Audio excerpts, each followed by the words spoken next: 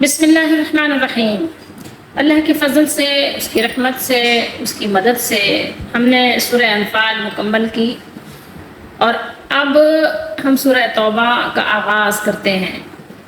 اس کے آغاز سے پہلے ہم اس کا تعارف کریں گے، ٹھیک ہے؟ دیکھیے، جب آپ کا کسی سے انٹریکشن نہ ہو، انٹروڈکشن نہ ہو، تعارف نہ ہو، تو آپ کے لیے اس کے ساتھ تعلق قائم رکھنا مشکل ہوتا ہے۔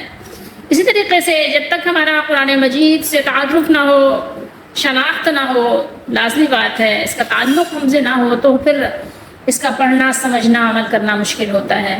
تو ہمارے لیے سب سے پہلے ضروری یہ ہے کہ ہم اس کو سمجھیں، اور پھر اللہ تعالیٰ ہمیں اس پر خصوصیت کے ساتھ، دلچسپی کے ساتھ پورے طور پر عمل کی توفیق عطا فرمائے۔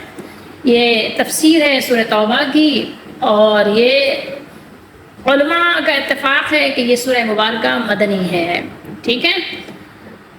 اچھا، اس کے آغاز سے پہلے اس کا تعارف ہے یہ کہ یہ سورہ مبارکہ کے متعدد نام منقول ہیں، ٹھیک ہے؟ یہ سورہ پاک جو ہے، یہ سورہ مبارکہ جو ہے، اس کے مختلف اور بہت سارے نام ہیں، لیکن ان میں سے دو نام زیادہ مشہور ہیں۔ ایک نام ہے سورہ توبہ، جس کو ہم التوبہ بھی کہتے ہیں، اور دوسرا ہے سورہ برات، البراء، ٹھیک ہے؟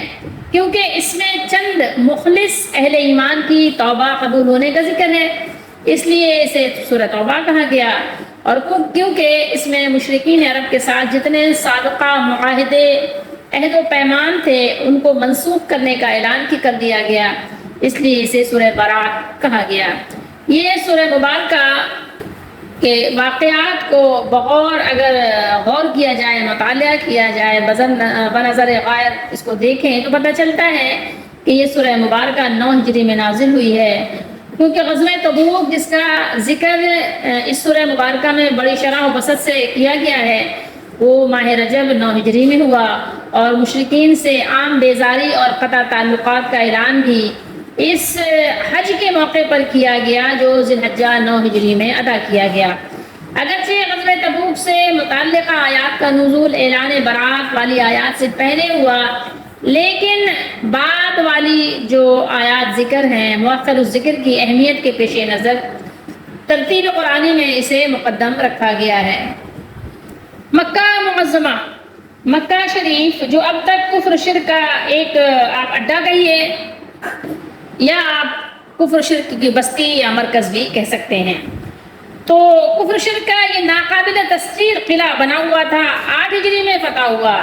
اللہ تعالیٰ کی تائید و نصرت سے یعنی بے خانمہ مہاجرین اور انصار جو لٹے پٹے تھے، بالکل سمجھ لیں کہ بے یار و مددگار ہو چکے تھے، پھر اللہ تعالیٰ نے دوبارہ سے ان کو اللہ تعالیٰ نے اپنی رحمت سے تر و تازہ کیا، باغ و بہار،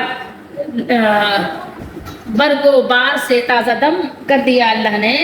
تو پھر یہ لوگ حرم خلیل میں توحید کا پرچم لہرانے کے لیے تشریف لے آئے۔ اس کا اثر یہ ہوا کہ عرب کے بیشتر قبائل ارد گرد جو تھے، وہ خود بخود آ کر مشرق پر اسلام ہونے لگے ہیں، سب نے یعنی اسلام قبول کرنے کا سوچ لیا اور اندازہ لگا لیا کہ اب اس کے بغیر چارہ نہیں ہے، یقیناً یہ دین حق ہے۔ جبھی تو اتنے یعنی کہنا چاہیے کہ کچل دینے کے بعد اور اس قدر یعنی ظلم و زیادتی کے باوجود بھی اللہ تعالیٰ نے اس کو پھلتا پھولتا اور شاد و آباد کر دیا، اور سرسبز و شاداب کر دیا، اور پھر اللہ تعالیٰ نے اس کو زندہ اور جاوید کر دیا۔ یقیناً یہ دین حق ہے، لوگوں کے دلوں میں اس دین نے اپنی جگہ بنا لی، اور پھر لوگ خود آ کے اسلام میں داخل ہونے لگے۔ رفتہ رفتہ اسلام کا اثر اور نفوذ تمام جو ارد گرد کے جزیرہ عرب کی سرحدوں کو آگے یعنی پھیلا کر دوسرے ہمسائے ممالک میں بھی یعنی اس کا چرچا ہونے لگا اور پھیلنے لگ گیا۔ عرب خصوصاً حجاز کا بے آب و گیا خطہ، آپ جانتے ہیں، جہاں نہ پانی تھا، نہ ہریالی تھی، نہ سرسبزی تھی، کسی فاتح کے لیے اپنے اندر کوئی دلکشی نہیں رکھتا تھا۔ ایسی جگہ جا کر آپ کیا کریں گے جہاں پر الو بولتے ہوں؟ تو اسی لیے دائیں بائیں تو جابر سلطنتیں ہونے کے باوجود کسی نے اس کو زیر نگی کرنے کی خواہش ہی نہیں کی۔ آپ اندازہ لگا سکتے ہیں اس کے دائیں بھی اور بائیں بھی، دونوں طرف ایک بڑی بڑی سلطنتیں تھیں، لیکن اس کے باوجود بھی کبھی انہوں نے ادھر رخ کرنے کی جرات اس لیے نہیں کی کہ ان کو یہاں پر کوئی کشش محسوس نہیں ہوئی۔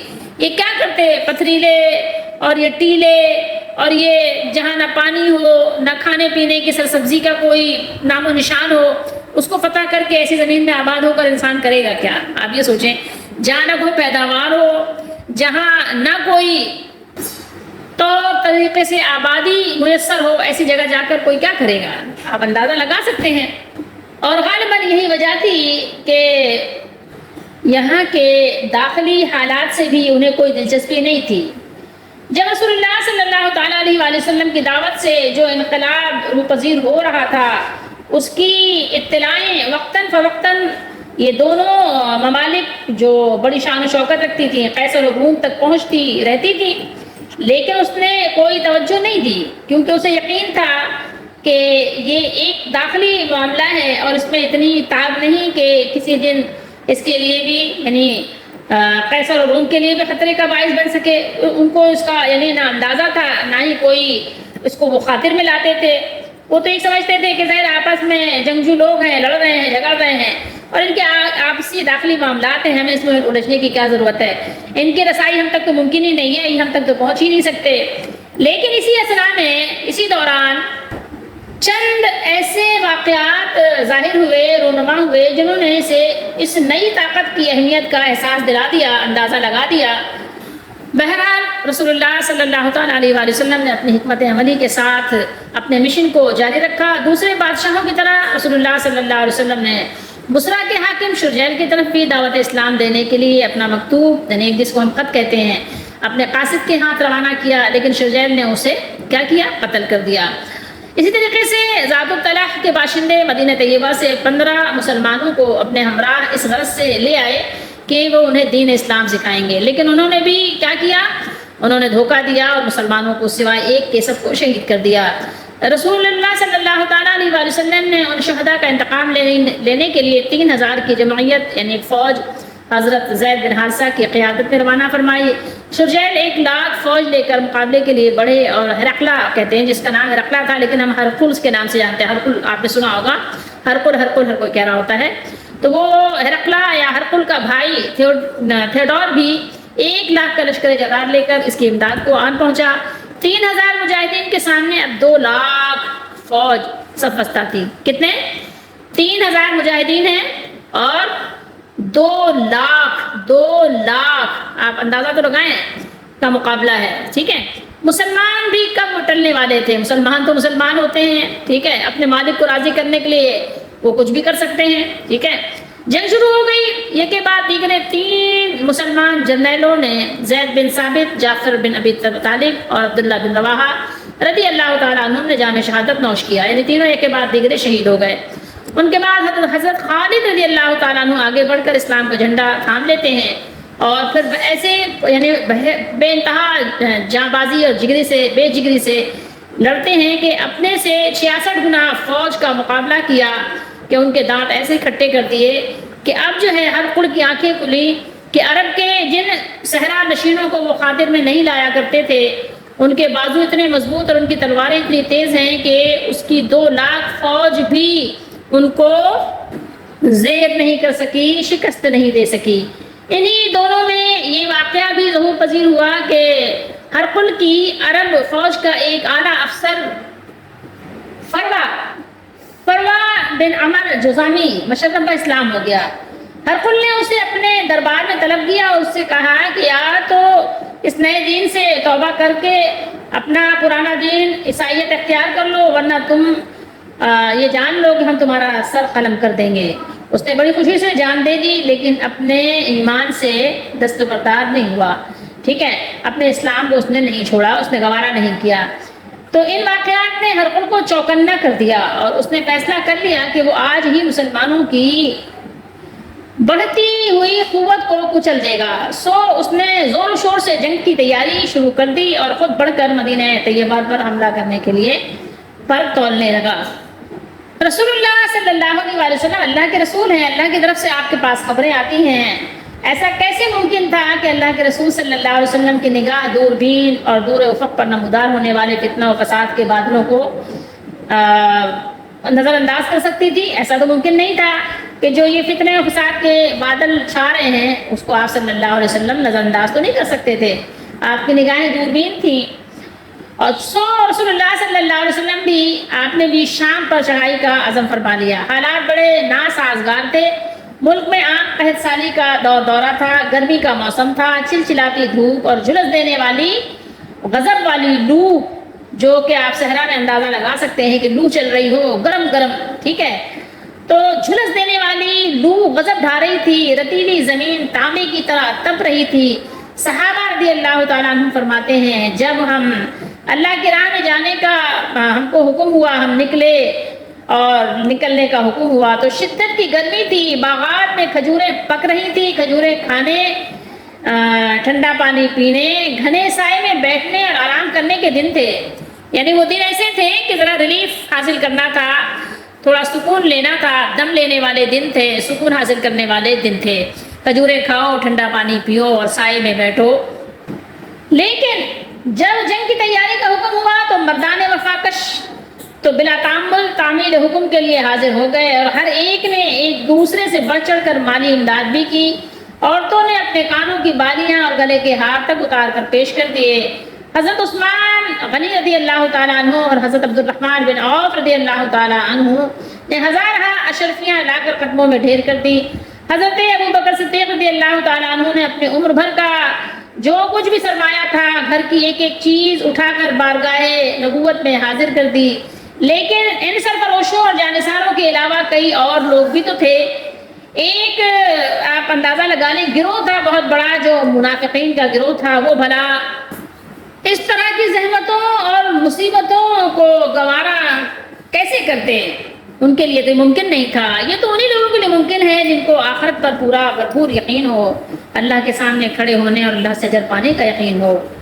تو وہ تو طرح طرح کے جھوٹے اور بے سروپا بہانے پیش کرنے لگے، اور رسول اللہ صلی اللہ علیہ وسلم آپ ان سے کیا کرتے؟ نظر انداز کر لیتے، درگزر، یعنی اس کو ہم کہتے ہیں اگنور کرنا. ٹھیک ہے، آپ کہتے ٹھیک ہے یار، ٹھیک ہے چلو. آپ صلی اللہ علیہ وسلم بہت ہی نرم تھے. یہ لوگ اور دوسرے مشرک دل ہی دل میں بڑے خوش تھے. انہیں یقین تھا کہ مسلمان اب بچ کر واپس نہیں آئیں گے، بلکہ قیصر کی افواج قاہرہ انہیں کاٹ کر رکھ دیں گی اور اس طرح اسلام کا چراغ بجھ جائے گا.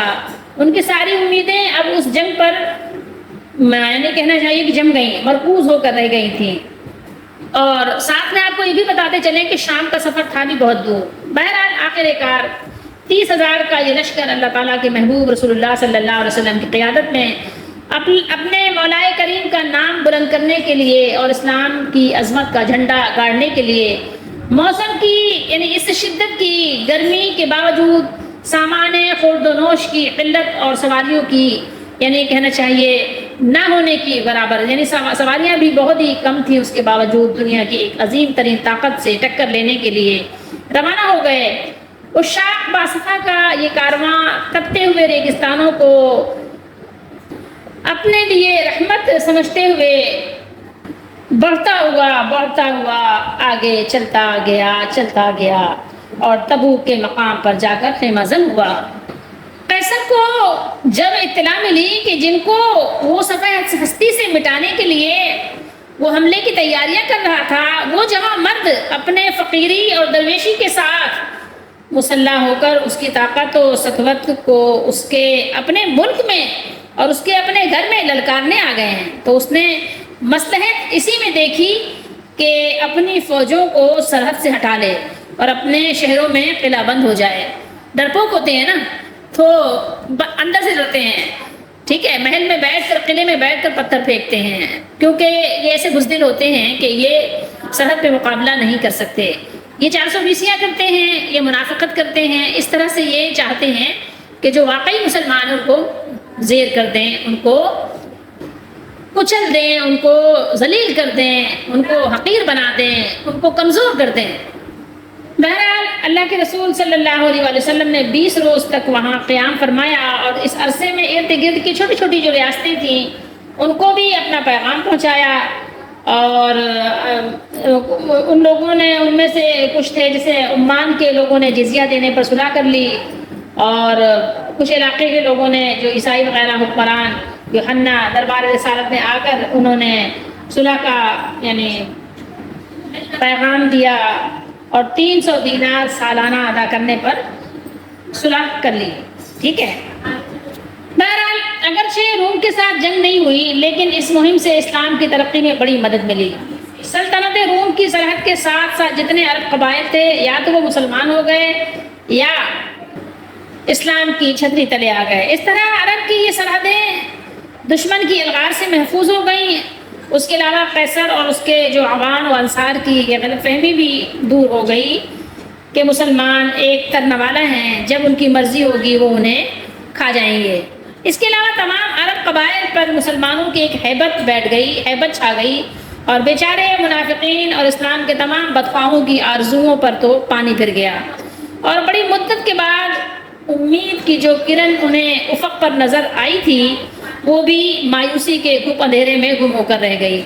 غزوہ تبوک کا ایک فائدہ یہ بھی ہوا جو اپنی اہمیت میں کسی سے کم نہیں کہ منافقین بے نقاب ہو گئے اور مراعات ان کے ساتھ پہلے روا رکھی جاتی تھیں جو بھی وہ اس سے محروم کر دیے گئے.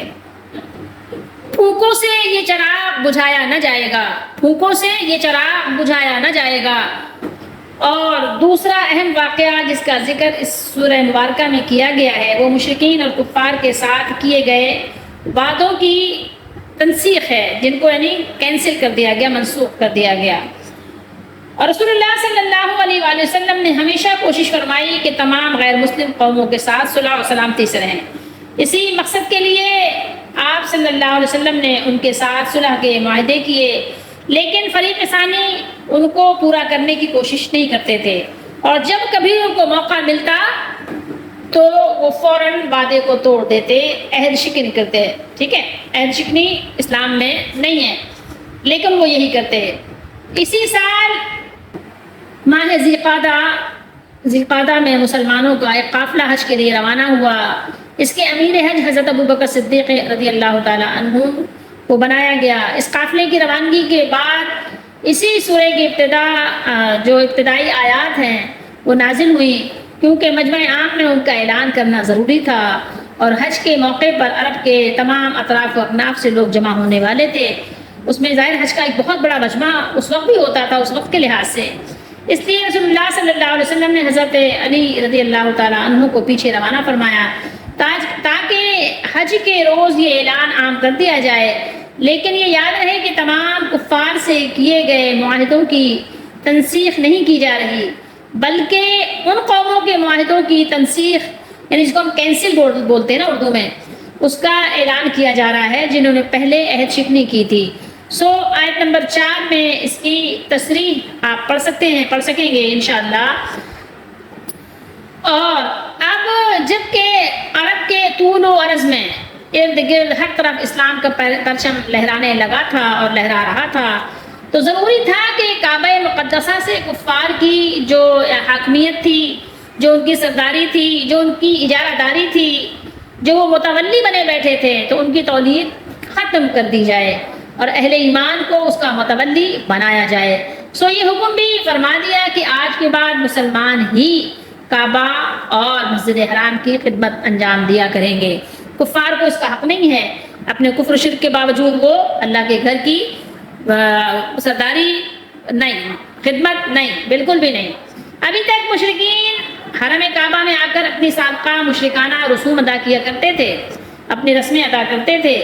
اب یہ کیوں کر مناسب تھا کہ اسلام کے برسر اقتدار آ جانے کے بعد بھی اس حریم قدس میں مشرکانہ رسوم ادا ہوں، جسے اس کے تعمیر کرنے والے نے محض اس لیے تعمیر کیا تھا کہ اس میں وحدہ لا شریک کی عبادت کی جائے. اس لیے اس سال سے اس کی بھی ممانعت کر دی گئی، منع کر دیا گیا، نہیں اب کوئی مشرک حرم میں داخل نہیں ہو سکتا. انہی تمام امور کے متعلق مختلف اور ضمنی بحثیں اور بھی ہیں، اپنے اپنے مقام پر ان کی وضاحت بھی کی جائے گی انشاءاللہ تعالی. اور بہرحال مجھے اپنے بچوں سے، بچیوں سے، اپنے نوجوان نسل بچوں سے یہ عرض پیش کرنا ہے، یہ عرضی ہے میری کہ آپ قرآن پڑھو، قرآن کو سمجھو، قرآن کے پیغام کو عام کرو۔ اگر آپ ہی قرآن نہیں پڑھو گے تو پھر کون آئے گا؟ آپ سوچئے، قرآن آپ کو دیا گیا ہے، رسول اللہ صلی اللہ علیہ وسلم قرآن آپ کے حوالے کر کے چلے گئے ہیں۔ کل قیامت کے دن شکایت لے کر اٹھیں گے کہ اللہ میری امت نے قرآن کو ترک کر دیا۔ تو آپ اٹھو، آپ جیسے اور چیزوں کو ٹائم دیتے ہو، وقت دیتے ہو، قرآن کے لیے وقت نکالو، اس کو وقت دو، اس کو پڑھو، اس کو سمجھو، لوگوں کو سمجھاؤ۔ آپ کا یہ بڑا کام تھا۔ آپ ساری کتابیں پڑھتے ہو، قرآن کیوں نہیں پڑھتے؟ قرآن سے آپ نے کیوں منہ موڑ لیا؟ تو بہرحال میرا پیغام ہے، آپ اس کو پڑھو۔ آپ لمبے لمبے ڈرامے دیکھ لیتے ہو، آپ دنیا میں کیا کچھ کر لیتے ہو، آگے بڑھنے کی آپ کو ایک لگن ہے، لیکن کیا آخرت میں پیچھے رہ جانے کی؟ آپ نے اپنے لیے ٹھان لی ہے کہ مجھے آخرت میں پیچھے ہی رہنا ہے، مجھے آخری اسٹیپ پہ ہی کھڑا ہونا ہے، مجھے مجلس کے بالکل آخری کونے میں بیٹھنا ہے، مجھے کسی بڑے سے نہیں ملنا ہے۔ تو بہرحال سمجھو، سمجھنے کی کوشش کرو۔ تو اس کو جب تک کہ آپ دل کی گہرائیوں سے نہیں پڑھو گے نہیں سمجھ سکتے، اثر پذیری آپ کو نہیں حاصل ہو سکتی۔ بہرحال اب باقی آپ کی مرضی ہے، آپ کی اپنی زندگی ہے، آپ کی ہی اپنی موت ہوگی، آپ کی ہی اپنی قبر ہوگی، آپ کی قبر میں آپ ہی جاؤ گے، دوسرا کوئی نہیں جائے گا۔ آخرت میں آپ اٹھو گے تو آپ ہی کا جسم ہوگا، آپ کے جسم کی جگہ کسی اور جسم کو سزا نہیں دی جائے گی۔ بہرحال آپ کی مرضی ہے، وَلَا تَزِرُ وَازِرَةٌ وِزْرَ أُخْرَىٰ، کوئی بوجھ اٹھانے والا کسی دوسرے کا بوجھ بہرحال نہیں اٹھائے گا۔ تو آپ اپنے لیے خود فیصلہ کر لو، چوز کر لو، آپ کی چوائس ہے، آپ جو چاہے اپنے لیے پسند کر لو، آپشن آپ کے پاس سارے کھلے ہوئے ہیں۔ بہرحال اللہ تعالیٰ سے دعا ہے کہ اللہ تعالیٰ ہماری اور آپ کی دستگیری فرمائے۔